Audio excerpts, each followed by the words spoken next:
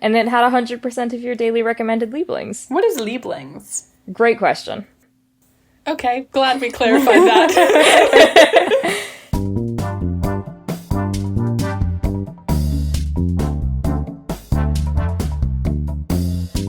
Welcome to Baggage Claim, an unofficial Jet Lag the Game companion podcast.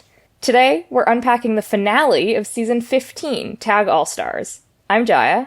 I'm Casey. And I'm Kira. Casey, what's one place from this season that you really don't want to visit? Ooh, I think I have to go with, in this episode, Castle Wilhelmshue, just because of how unpleasant it looked to be stranded outside of the station, only a few minutes away, on the train, emergency rations broken out. That did not endear me to the location. Yeah, that was brutal. Kira, what's a place from this season that you really do want to visit? I have to say Zermatt. I have to say the observatory. It looked so stunning and triumphant from this season. Yeah, Kira, I agree with you. That is 100% the place that I really want to go. Surprising no one, I want to go to the observatory on the Pretty Mountain. Let's jump into our recap. This finale was really just a comedy of errors for the Chasers, or a tragedy of errors, depending on who you're rooting for. It starts with the Chasers having hope, though. They're a couple miles from Nuremberg, getting ready to, quote, go Pokemon style, and catch 'em all. They're so close to a tag that they're already planning to target Ben. But their train is just barely delayed enough that the runners make it out of Nuremberg with almost no time to spare. If the Chasers' train hadn't hit that tree, they would have been caught there. The runners, hereafter the Rats, head up to Castle Wilhelmshue with the Chasers in hot pursuit, and much of the remainder of this episode plays out on these trains. It starts with a snack zone from the Rats who try Lieblingsgast, which contains 100% of your daily recommended Liebling. The Chasers slow down a little bit when they have to transfer in Würzburg, ending up only about 20 minutes behind the Rats. The Rats make it to Castle Wilhelmshue in good time, needing to play pétanque as fast as possible and try to book it back to the station to make it onto the train north in 20 minutes, which happens to be the train the Chasers are on. This time pressure leads them to rush pétanque and have the most comically underwhelming challenge failure of the season, trapping them in Castle for a 30-minute veto period and however long it takes them to do another challenge. They start looking for local train routes to kill time, learning that the train that they wanted to take to Hamburg is delayed by 30 minutes. This gives the Rats 8 minutes after their veto period to do a challenge and get on that train, which we know is the one that the Chasers are on. Of course, what we also know is that that train is just fully not moving, and it's gonna get more delayed. So we get to watch the tragedy of Deutsche Bahn play out in real time as the Rats succeed at finding AC and earn enough coins to take a different train out of Kassel, deciding to strand themselves in their win region because the train north was so delayed. This train north, where the Chasers are waiting for them, starts giving out rations because they haven't been moving for so long. We have a second Liebling snack zone of the episode, and then the Rats make it out of Kassel, leading the Chasers to admit defeat. Both teams teleport to Frankfurt for an absolutely delightful trophy sequence, ending what I might boldly declare was my favorite season of tag ever. Very bold. Yes. Bold. Bold statement. Bold, but I loved watching it. To conclude our recap, I've come up with a title to highlight the most important moment of the episode. Okay, so this episode started with the runners getting a power-up from the Lieblingsgast and then ended with Sam's actual death. So I've called this episode Killing Sam with Lieblings. That's funny. What's Lieblingsgast? It was never really clear to me. Seemed like it looked like cookie. a But cookie it was that was heart-shaped. Lemony. And it had 100% of your daily recommended Lieblings. What is Lieblings? Great question. Okay, glad we clarified that. Do either of you have an alternate title? I was very tickled by the emergency rations on the train, but I couldn't quite get a title to work. But I was going for something with, like, rational or irrational. But that's all I've got. I'm sorry, Jaya. I've let you down. Casey, I'll pass it to you for the Strat Chat. Thanks, Jaya. Welcome back to the Strat Chat, our segment where we break down the strategy and gameplay of the episode. It's the end of Tag All-Stars and the end of the 4th tag season. In today's Strat Chat, I want to reflect on all of the strategies, good and bad, that we've seen across the tags. And I'm hoping that we could come up with some lessons learned for how to win tag. Ooh. So, for the runners, what works? What doesn't work? I think this season in particular has taught me a few things that I think are really strong strategies. Across all of the seasons, I will say that something that has repeatedly stressed me out is when runners really bank on having a second run and try to collect as many coins as possible, depending on that second run, to actually go for that end location. So I would say a lesson learned across tag for me has been to never bank on a second run. Would you agree with that? I would. I would say in the round robin tag seasons, it's usually safe for the first runner to bank on a second run. They just don't know how long they're gonna have. Yes. But this season really just hammered home, you can't bank on a second run. Yes. Even if you're the first runner, even if it seems pretty safe that you're gonna get a second one, you really never know. Well, and I think this also speaks to another strategy, which is to try to get as far into your win region as possible, where I feel like I actually could see a strategy of, if you're the first runner, trying to save budget for a second run. Like, we saw that work out for Sam in Tag 3, but I think really what we're seeing here, especially in this season, but in every tag season, is that the deeper you can get into your win zone, the harder you're making it for everyone else. And so in that way, treating every run as if it is your last is beneficial, because if it is your last run, you're giving it your best shot to make it to your end location and you're getting as deep into your win zone as possible. And if it's not your last run, if you are going to get a second or third run, then it's still beneficial, because even if you start your next run with fewer coins, you're probably going to start it deeper into your win region, or at least closer to your win region, which I think we've seen is extremely important. I also think, kind of related to that, and I'm thinking specifically of this season and Tag 3 again with Sam's first run. There's this idea of optimizing for having a second run, and therefore understanding that the game is only 3 days, trying to get tagged earlier. We even see a little bit of this in Tag 1, again with Sam. And what's interesting to me about this is that for some reason, as soon as the runner wants to be tagged earlier, that tends to be when the chasers start playing chicken and waiting for the runner to go. Because I feel like this is often when, for example, in this season, Sam and Toby were a little bit more difficult to access. They were in a location that wasn't a main travel hub. They were stranding themselves. They were getting more coins, and then obviously they were hit by that curse. And so then they were waiting to either get tagged or to be able to clear that curse. But because they weren't moving, the chasers then saw that as being very unpredictable. And it's hard to make that decision as a chaser with full confidence, knowing that you can make completely the wrong decision and strand yourselves even further from the runner. But then that does contribute to the runner having a longer run time. So I think that trying to get tagged earlier does not seem to have been successful really ever.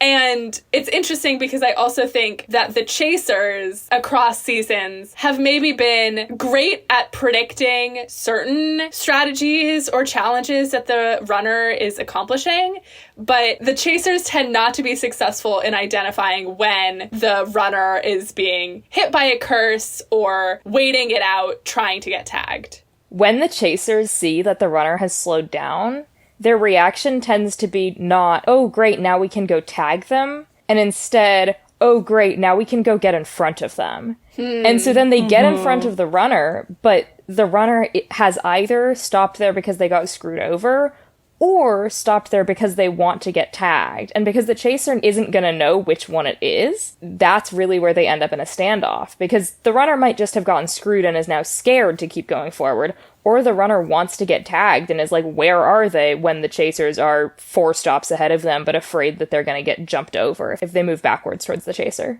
I'm going to say an alternate theory, which is that I think the runners are casting a spell where as soon as they decide they want to get caught, they psychically communicate to the chasers that they want to get caught, and then the chasers can't abide by that. No.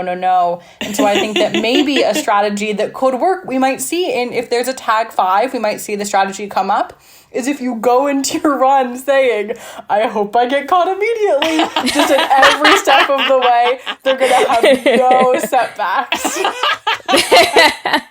You're right. That's great. You're perfect. You got it. Both of you do bring up an interesting point in that the chasers, when they see that the runners are stationary, might be thinking about how to cut them off in the front. I do think that in this season in particular, we didn't see a ton of that from the chasers' side, just because they tended to be going for the strategy of following behind and waiting for the runners to have to slow down. But that then leads me into thinking that a really strong runner strategy is to continue to maximize the gap in train frequencies between the runners and the chasers, assuming that they are following behind you. Because that ultimately, either if they're following behind you, you're continuing to get some distance between you, or that kind of forces the chasers to wait even more for you to make a mistake or figure out some other way to get in front of you, which could lead to more cascading delays or other challenges. I do wonder if this would be a little bit different, like in a previous season of Tag, or if in a future season of Tag we see different challenge economy and different challenge weightings again, where I think that one of the ways we've seen the runners maximize the gap in train frequencies between them and the chasers is just by trying to do challenges really quickly and not miss a train. And I think that that's something that we definitely saw was easier in this season because the challenges were worth more. But also I think really critically, most of the challenges took much less time. Yeah. And so if there was a 15-minute gap in train times at their connection, most of the time, the chasers were able to complete that challenge in that amount of time, which means that when the chasers come, they're also going to have a 15-minute connection, probably, if they're following directly behind. And so they're maintaining that gap. But so I wonder whether it would be harder to maintain the gap if challenges took longer or weren't worth as much since you needed to do multiple challenges. And so I wonder if this would be a less significant strategy in those cases. And I wonder whether this is just a super, super strong strategy in this weighted version where challenges are both worth more and are generally quicker to do during connections. Well, and I think it also depends on having the chasers behind you again. Yes. I think there was a chance in those early runs in this season that with two chaser teams, having one of them following behind and one of them trying to cut off could have been a strong strategy that then couldn't be mitigated as much by just trying to get those quick connections, stay on trains. Yes. Instead, I think in that circumstance, maybe the runner strategy would have been to instead think about less obvious routes or trying to kind of pick a tricky string of connections. But here we really get to see what happens when everything goes right for the runners. I think it's really compelling to see, especially in the last few episodes with Brian, Ben, and Adam's team as the runners, that they are thinking on the fly. They are thinking about alternate routes. There are delays, but they're able to use that route planning and strategy and not be impeded as much by the coin balance or by super crazy delays like we're seeing on the chaser side. Yeah, I think my thought about maximizing the gap in train frequencies is that in this season where coins weren't as much of a hindrance, that's something you can do intentionally. Yes. Versus in previous seasons where most runners were just having their timing dictated by their challenges and by their coins. That was something that led to a good run, but it was hard to do intentionally because you just sort of had to take the train that you had enough coins for. Something else that I think about being able to see what happens when everything goes right for the runners that I really enjoyed about this season is that because there were fewer tags, every runner got a lot deeper into their region. And so we weren't just seeing the same 6 stations in France over and over again. And so while that made it way harder for people to get out of the regions, it made it really compelling for seeing what happens the farther and farther you get into a run. And that makes me have a question for both of you. Do we think that this season has solidified Zermatt as the best end location to pick? I think it's Zermatt or Jersey. I was going to say Jersey because of what Sam and Toby were describing in the beginning, where if you can get to Paris first, it's really easy to get really far into your wind zone because Paris is extremely well connected. And so it's easy to get from most places to Paris, and it's easy to get from Paris to other places deeper into France, whereas going the other direction is slower. And so I think that is really valuable. But of course, they didn't really, it didn't work out for them. And so maybe that's only good in theory. But in theory, it seems awesome. I think Zermatt is the best if you get lucky. If all the train connections are good for the runner and not necessarily for the chasers, that's when Zermatt really, really works. Zermatt is slower to get to for the runners, but it requires fewer coins than Jersey. And so if you're starting at the center, either one of them is going to be pretty good. I do think that this is a pretty generally agreed upon thing that I believe they've said in the layover, and maybe also in the show, is that Borkum is the hardest one to get to, partially because of the unpredictability of Deutsche Bahn, but also because of which trains are classified as high speed that aren't necessarily fast. Yes. Versus Zermatt has fewer coins to get on a faster train, and Jersey has just way faster trains and a really big hub. I'm actually, maybe this is not correct at all.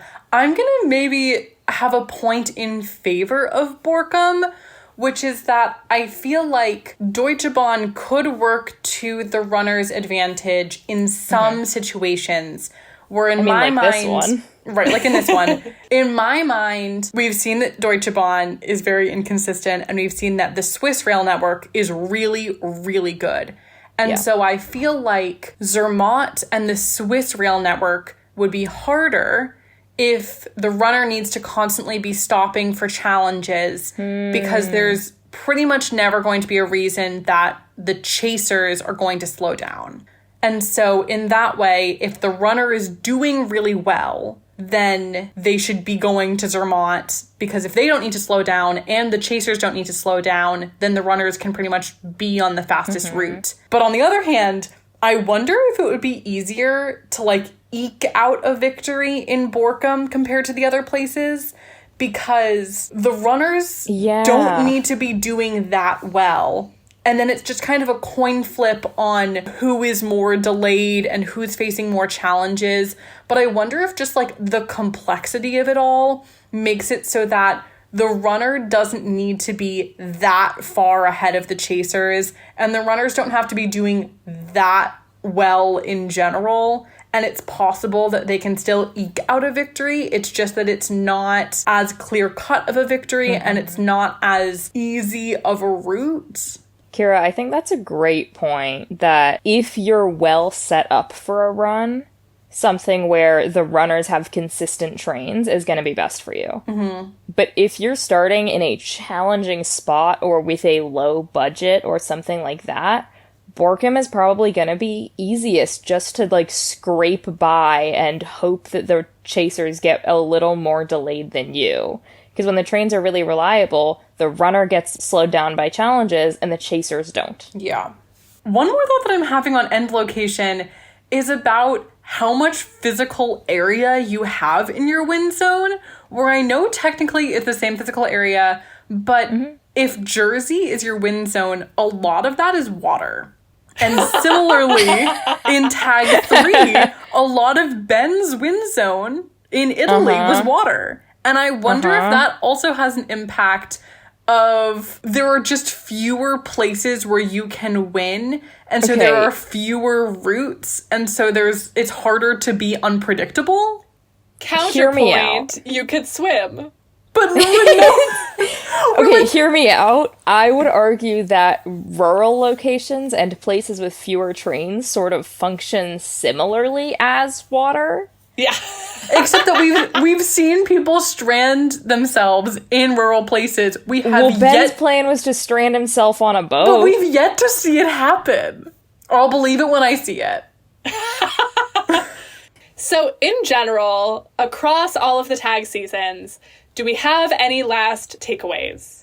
I have one more thing that I thought was really, really compelling in this season specifically, is that we got to see multiple teams who had prepared ahead of time for a curse that they ended up drawing. Like in the last run, we saw that Brian had already checked for the odd-numbered departure times, so when they drew that, they weren't too stressed. And in, of course, the winning run, Michelle had already memorized their route, so they weren't stressed when they pulled the no using your phones for navigation curse. And I think that was really pivotal for maybe both of the teams, because that amount of coins was kind of game-changing for them. And so that's something that I hope we also see moving forward. That's a great point. I guess I will end with just one more aspect of the strategy, which is that as much as people can try, there is always an element of luck. And whether that is good luck for a string of tight connections that the runners are able to make, or drawing a good challenge that gives them a lot of coins, or making the correct decision of when to go rat mode, or it could be bad luck in terms of Deutsche Bahn, train delays, trains hitting a tree, etc. So as much as the runners and the chasers can strategize, I do think that this game in particular is very subject to the whims of luck. Mm-hmm. So the strategy takeaway from that is don't be Sam. Oh, no. Or make the funniest possible option be that you get lucky, and then it will happen. Look, I think that Sam can turn it around. He just needs to, get a tarot reading or something. He needs to put his deck in the moonlight. Yeah, something like that. With that, I will pass things over to Kira. Thanks, Casey. Now that we've gotten to the end of the season, it's time to determine what the best challenge was. We're going to do this bracket style as usual, going through the challenges in chronological order until we have one ultimate winner. Because the curses are kind of a different category and they didn't physically affect gameplay very much, I'm going to exclude those. So these are just the classic challenges that we saw. Mm-hmm. There were 13 challenges we saw this season. Impersonate your foes, become the French chef again, which was the Mayo challenge, eat and import, take to the skies, locate the chasers, get lucky on coin flips, stack rocks, find the mystery object, bury this card, juice, Amy's puzzle box, pétanque, and find AC. So we can start by maybe eliminating one of the challenges just so that we have even numbers. Is there any challenge that you immediately think you can eliminate? I think there are a couple, but I think one of the ones that just ended up being so simple and so easy, and maybe it was just because of where they were, but I just didn't find it super interesting, was Find AC. I would agree. I think that there's also an argument to be made about Take to the Skies because we just didn't really see the attempt much there, but I would argue for Find AC because I think that Take to the Skies has the potential to be a really interesting challenge, whereas I'm kind of the belief that even in a smaller rural town where there's not a ton of AC because of the stereotype of, European summers, I still don't know that it's very interesting to watch them run around trying to find AC. Sorry. So I would agree to eliminate that one off the bat. Okay, well, we will start with our first pairing, which is Impersonate Your Foes against Become the French Chef again. I'm going to argue for Impersonate Your Foes, and I think that was just because the way Toby did it was so funny. I agree. I think that both of these were really good challenges, and I liked that Become the French Chef again had a callback to a really iconic moment from an earlier season. Oh, me too. But Toby's impersonations were just so iconic to me. I honestly think that these are maybe my two favorite challenges this season, but I do agree, definitely Impersonate Your Foes from me. Next, we have Eat and Import against Take to the Skies. I like Take to the Skies. I think the ones where you can pick exactly how many coins you want to get from it and how risky you're going to go are very compelling to me. Yeah, like how they'd have Take to the Skies and Stack Rocks, where you can play it super safe and only get a few coins, or you can play it super risky, and I like the cards where you can kind of do it either way. I agree, and that's why I liked both of these challenges in how they were written and attempted. I think that Eat and Import was interesting in that you were pretty much guaranteed coins. There wasn't really a way to fail this challenge, but obviously it was more time consuming to be searching for a food item from further away. Versus Take to the Skies, there was actually a way to fail that challenge. You could get overconfident or even just have more faith in your airplane building abilities and completely whiff the guess and then accidentally veto that challenge. So because of that added risk and failability, I would say Take to the Skies is a better challenge. Next, we have Locate the Chasers and Get Lucky on Coin Flips. Oh, I liked both of these so much. This is hard. I personally, this is interesting because I think once again we're running into challenge as written versus how it played out in the attempt.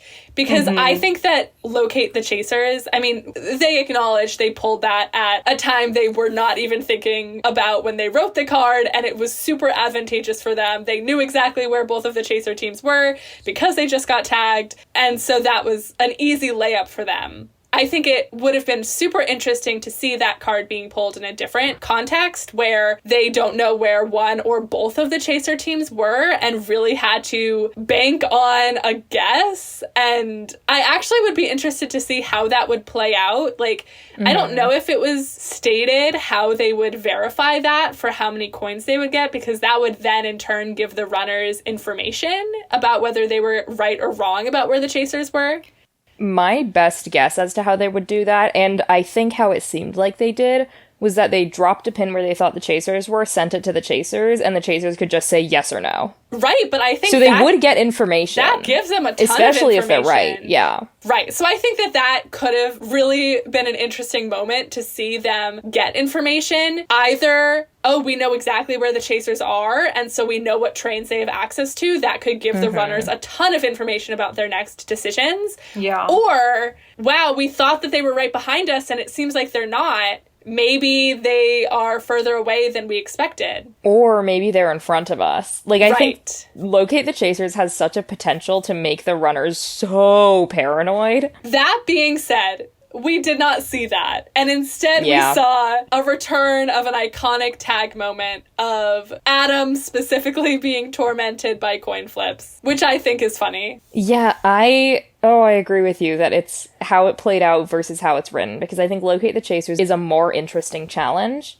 But Get Lucky on Coin Flips is just so iconic, especially from how it happened in the last season, and the fact that they drew it again and they succeeded when Sam and Toby were right there, frozen at the station. I would agree on coin flips. I think an additional little qualm I have with Locate the Chasers is that it feels like a lot of the challenges you're able to put in time and effort, and that will increase your ability to succeed. So obviously there are some challenges that are easier and some challenges that are harder, and that's totally fine. With Locate the Chasers, it feels like, for example, towards the end of the finale, where the runners were trying to think through where they thought the chasers were, they had some ideas, but there was no way that they could think through it long enough and hard enough to actually have any real strategy to it. Like, there comes a point in the beginning of a run where you can have a really good guess. And then there comes a point at the end of a run where it gets extremely tricky. And so I feel like this challenge is a little bit harder for me to grapple with, because the challenges that I tend to really like are the ones where if you put in the investment, then the investment could return. But the Locate the Chasers feels like in a lot of the cases, it's going to be a kind of throwing spaghetti at the wall. Or are we just going to guess? Okay, can I make an argument for what to do with it at the end of a run? Yes. In a really long run, the runners are usually like, okay, if they're here, we're screwed, and if they're somewhere else, we're okay. So rather than putting it where you think the chasers are and just sort of throwing spaghetti at the wall, would you want to put your pin where you least want the chasers to be? Because if they are where it would be, like, worst for the runners, for the chasers to be, let's say in Nuremberg, when the runners were trying to get out of there as fast as possible, they could have dropped a pin on the train line right outside of Nuremberg and said, if they're over here and we don't get these coins, we're screwed. But if they're not here and we need to wait in a veto period, we're going to be fine. So we just want to put the pin where we don't want the chasers to be, and if they're there, then we get the coins, and if they're not, a veto period's not a huge problem for us. I think that's totally the strategy, in which case I just think that the challenge is maybe a little bit overpowered. I love Locate the Chasers. I just wish they had pulled it at a harder time. But I'm also grateful they pulled it when they did, because I was rooting for them. But yeah, I think let's go for coin flips because of how it actually played out. Next we have Stack Rocks against Find the Mystery Object. Mystery object all the way. Mm-hmm. Find the mystery object, to me, it has layers. It has a moment, the comedic potential was huge and realized in the scene we saw. But also I think that it had this element of there was a hint, and so the runners could kind of position themselves around what they thought it was. And then we saw that their guess was completely wrong. I think Brian said that he thought it was an umbrella, and it was a lampshade, and I just thought that that was hilarious, and them running around was hilarious. No, I like Mystery Object. Next, we have Bury This Card against Juice. Both of these challenges kind of got at the same extremely... whimsy and vibe of, like, just kind of going crazy. Like, Brian just digging the a vibe hole, of both of these is incredible. Like, and I think it also had to do with the speed that both of these were being carried out, but I think that they're honestly very similar challenges in that you're kind of just brute forcing your way in. That being said, to me, I think Juice just tips it over because of the sequence of them running through the grocery store or the co-op and, like, spilling oranges all around. That just made it for me. No, I agree with you that they're close. The energy was very, very similar, and it's Juice that wins for me. I do love a brute strength challenge, and both of these are just brute strength. Yeah. Last, we have Amy's Puzzle Box against Pitonk. Puzzle Box. Puzzle Box, for sure. I think that the upside of Pitonk to me was not actually the challenge itself, but Brian's complete overconfidence and then whiffing on it. Oh my god. It was so funny. Versus, I just think Amy's Puzzle Box was so expertly crafted. I thought it was really interesting. I think seeing 3 people working on it together and still kind of struggling really brought home how difficult it would have been for 2 people to do. Yes. Although I kind of just want to see everyone attempting that challenge. Like, I want to see Sam and Toby and Michelle being the ones to pull that, because I think that they really would have gotten it too. Instantly. They would have absolutely crushed it. Absolutely not. No, I think they would have vetoed it. I think that Toby would really want to do it, and I think Sam would really not have any confidence in doing it, and I think Michelle would have been like, let's try it. And then I think that Michelle and Toby would be trying to do it, and Sam would kind of be like, do you think any of them would have eaten the marshmallow? No. I feel like that I liked where that was coming from. No, the marshmallow mechanic was so funny to me. I thought that was very funny, but I think there's, like, no way that any of them would have actually eaten it, because if you're in an escape room, right, you're like, well, you're not all of eat these things are clues. I feel like it would have been more likely for them, like, I mean, I've been in escape rooms where I'm, like, trying to take stuff off the wall and they're like, that's a lamp. Like, don't touch that, please, you know? Like, I think you're more primed in that instance to think that it's a clue. Yeah. Mm-hmm. Okay, on to round 2. We have Impersonate Your Foes against Take to the Skies. Impersonate Your Foes. I agree. I think that, again, is an execution. Like, Toby was just amazing, and we didn't really get to see Take to the Skies. But here's the thing, is that I really want to see all of them do Impersonate Your Foes. Yeah. Oh my gosh. Like, I think every single one of them would do it very differently, and it would be entertaining no matter what. And that's really a good challenge. Next, we have Get Lucky on Coin Flips against Find the Mystery Object. I like coin flips for this because of its through line across multiple seasons, and just how exciting it was when it worked. I felt like Find the Mystery Object had some of that excitement of the panic of not being able to find a lampshade and then running in and seeing that there was a lampshade. That was just, like, a really funny moment for me. Yeah. really, like, I think was a good transitional challenge in the middle of the season as they were moving into the round for second place, and the stakes were a little lower. I felt like the way that they all committed so hard to that challenge really made it for me. Okay, no, that's really true. I think nobody really knew what the vibe of the second round was going to be like, and them going so hard for that really cemented how it was going to be. And also, I will say, my heart rate was way higher during Find the Mystery Object. Always the sign of a good challenge. Last pairing of round 2, we have Juice against Amy's Puzzle Box. Puzzle Box. Yeah, Puzzle Box. All right, and now we have a very difficult final round. We have 3 contenders for the best challenge: Impersonate Your Foes, Find the Mystery Object, and Amy's Puzzle Box. I think it's either going to be Foes or Puzzle Box to me, but I'm not sure. I agree. I think that honestly, these definitely are the 3 best challenges for this season. Mm-hmm. I think that Amy's Puzzle Box is an amazing challenge in that it really did seem challenging, and it was cool to see all 3 of them really working together to solve it. And it has the through line from a previous season to now. But I would almost argue that Impersonate Your Foes is the best challenge of the season.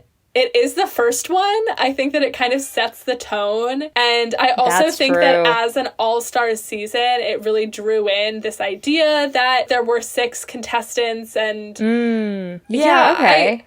I think that Toby's delivery of it also was just very charming. It felt like it gestured towards the tag spirit, you know? And it relied on there being multiple members of a team. Like, It's not a challenge that would have worked in any other season. Yes, I completely agree. Okay, yeah, then I agree with you. It's Impersonate Your Foes.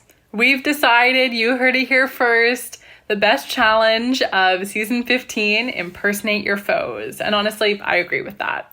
With that, I will pass things over to Jaya. Thanks, Kira. It's the last episode of the season, which means it's time for 1-star reviews. A game where I give you guys different bad reviews of places they went in this season, and you have to guess what place is this review from. So first up, the cashiers on this Sunday, June 29th, were unpleasant, really not at all friendly, bitter, and practically everyone in this city was like that. I come from different city. What a difference in sociability. Luckily, I'm close to third city right now, where people are very friendly. But in this city, it's crazy how everyone I meet is bitter. I want to tread carefully here. When I hear mean service workers, first of all, I think Slay. Second of all, I think France. I was going to say maybe Paris. But when I hear bitter, I think Germany. I say with love, but it feels true to my German heritage. So I might guess Frankfurt, like the Frankfurt train station or something. I know they ended up there in the finale. I was thinking of what are 3 relatively big cities that are near each other.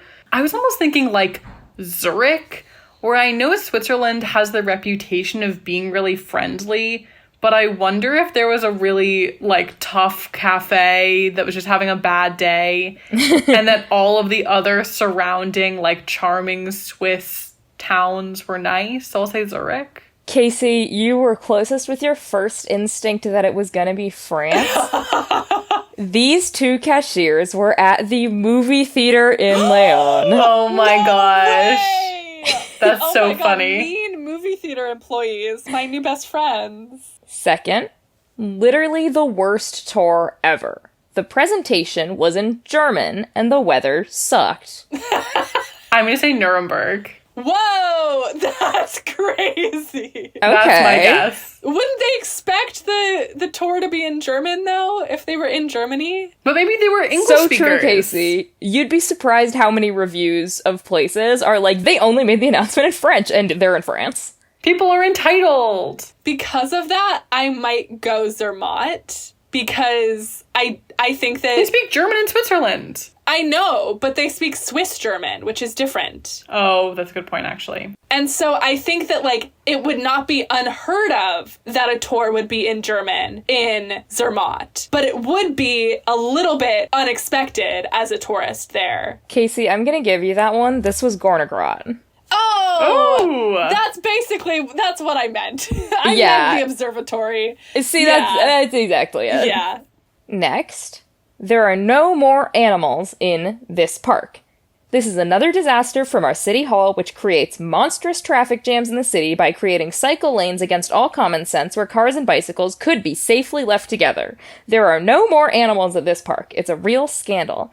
This park has lost all its soul along with its animals. We can't wait for a new city hall so we can get back to somewhat normal life in city. Is this the park in Castle where they played pétanque? I did see 0 animals there. Yeah, I did not see animals there. I might also guess that. Guys, this was the Strasbourg riverfront where Adam and Michelle stacked rocks and took their winner's selfie. This is scathing. You're killing me. Next, we have an insanely long and in-depth review of a train station. The title is A Temple of Delay and Kafkaesque Orientation. The first paragraph. Train station. An architectural masterpiece of madness, a place where reality and fiction blend so artfully that even Franz Kafka would have voluntarily taken the regional train to Fürth on his first visit, if he had come here. Upon entering the building, you are greeted by an odor somewhere between a bakery, cold urine, and stale coffee from the vending machine that has been serving valiantly and poorly since 2007.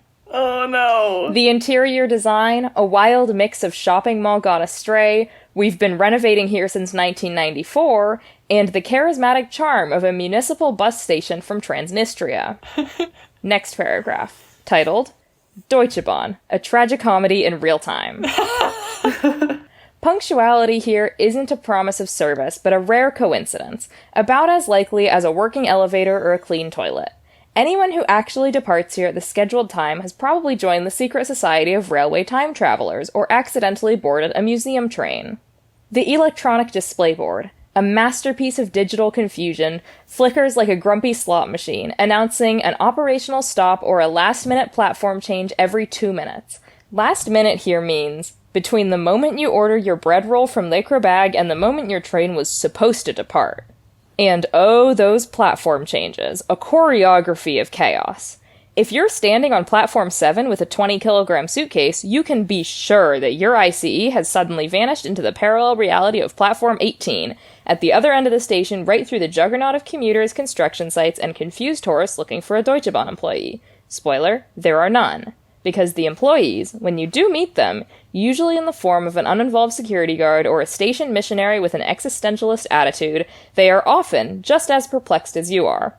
Questions like, when does the ICE arrive in Munich, are met with answers like, yes, we'll just have to see, or a pained smile with the subtle undertone of, I work for a company that simulates time travel without having mastered it. In conclusion, this train station is not a transportation hub, it is a socio-cultural experiment, a place where delays are not an exception but an identity, a monument to German engineering that makes it clear to everyone. If you travel with Deutsche Bahn, you don't need a timetable, you need a therapist, patience like Buddha, and at least a 72-hour supply of snacks. That's crazy. My God. First of all, I hope that the person who wrote that review gets the Nobel Prize for Literature. I know, right? The fact that I'm really trying to latch on to here is the fact that there's a mall-like facility in the train station. Yes. That makes me think it is Nuremberg. Also, because of this, I just feel like the size of the station has to be on the bigger side for that review. My first gut reaction was Stuttgart, but maybe that's just because the jet lag players are constantly talking about Stuttgart. So maybe I think I'm gonna guess that. Casey, it's Nuremberg. Yay! Whoa. Wow. Very nice. That was a crazy review. Okay, next. Good station. Only problem is the trains passing by. What? This is a review of a train station. I'm gonna say Charlottesville again. I'll say Champaign-Ardenne. Prunai. Oh. Where Sam and Toby cleared their curse and jet lagged the game past the Bechdel test. A beautiful moment. Well, great job, guys. That was, I think, a little harder than some previous one-star reviews have been, but Casey, you have won. Yippee! So let's move into our Rosebud and Thorn. Casey, you winner of one-star reviews, why don't you go first? I have many roses, and I think that they all kind of boil down to, in some rose-scented sludge, the dynamics of the three-person teams. I really liked seeing the boys. I really liked seeing Toby and Michelle team up to kind of make fun of Sam. Yeah. I enjoyed the fact that apparently they did manage to paint his nails. I just liked the dynamics between both of the teams. My thorn is that I was really rooting for Sam and Toby and Michelle, and seeing them in this episode get bodied so hard by Deutsche Bahn that they broke out the emergency rations was a bummer and a half. They all just so looked funny. so sad. And my bud is that I am super excited for Hide and Seek UK. I am just so excited. Like, I don't even really have words. I'm just so excited. I'm hoping I can save this for predictions, but I'm just praying that they make it up to Scotland. I know that that feels a little bit unlikely, but Maybe.